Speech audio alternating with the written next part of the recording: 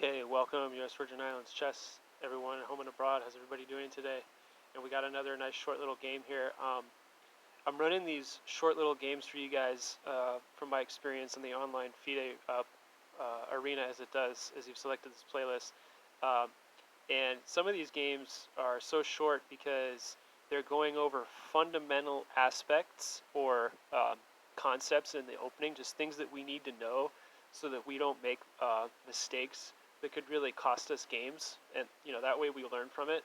Okay, so um, let's go for d4, d5. We're seeing things from white's perspective, so we can get an understanding of maybe where the complications come. Okay, so d4, d5, e3. My opponent had white pieces, played e3, just slow playing the middle here. It's just fine, I guess. I mean, sometimes we see d4, d5, e3, maybe not all the time. But knight f6 was played by myself here, guys, and c4.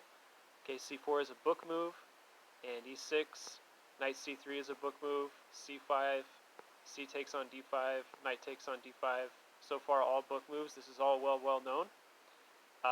And now e4, attacking my knight on d5. So I captured my opponent's knight, knight to c3, and b captures on c3. Now c captures on d4, right? So obviously capturing the center pawn with the c5 pawn. And now after pawn captures, guys, without looking at the notation in this short game, this is actually a winning position for black now. Believe it or not, if if white does not want to give up castling rights, this is actually basically lost on move 8. So did you guys spot the move bishop to v4 check? And you can't put up the queen, right? I mean, you can put up the queen, but that's surely lost. The only other move besides putting up the bishop here to defend, which is the best move, anything else is just like king to e2. But as we see, that probably wouldn't be best. Let's just get into a little analysis, guys. So if instead something like e5 is played, and then captures, first throwing this check, and then after this check, yeah, now you can drop your bishop back, and black should be winning this game easily.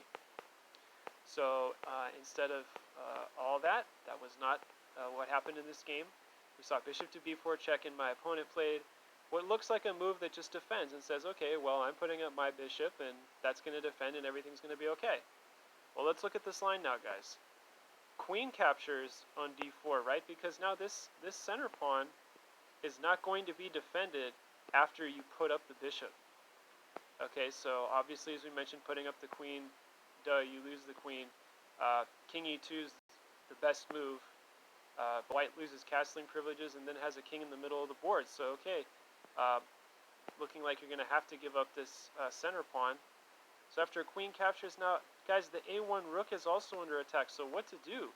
My opponent just played the move f3, and I played bishop captures on d2. And after the queen recapture, the king can't recapture here either. It's just a real monster breakdown here for white. And after queen captures a1 check, queen goes back to d1, and you can just exchange, and you're up a whole rook. You're up a whole rook and a pawn here. So +6, and just castled now in this position. King to e2 played by my opponent, rook to d8. Knight h3, and my opponent threw in the towel here, guys. There's no real point in continuing. So let's go over, let's go back to the opening now. Let's get back to this page in the virtual analysis. Guys, with your host, Colin Heim, d4, d5, e3, knight f6, c4, e6, knight c3 played by my opponent. All book moves here, guys. All normal book moves. c5 is the key move to play here, and after c takes on d5, knight takes on d5. E4 now, attacking the developed knight. Just capture the c3 knight. Just play natural moves, guys. Play like Jose Raul Capablanca. Play like Capablanca. C takes on d4, and yes, this is a fatal check, guys. I mean, this is unbelievable. It looks like this is totally, what white's supposed to play here. it looks like it's just well recommended. I mean, they were all book moves according to the engine, but now we got to stop here and say, wow, this pawn is finished, and now the rook is under attack, and this is exactly how things went, and it's finished, guys. So thanks everyone for watching. Should have learned a little bit from this d4, d5, and good luck with your chess games in the future. And now you guys know how to not blunder with Team White when you're under a little bit of pressure in the opening from Black.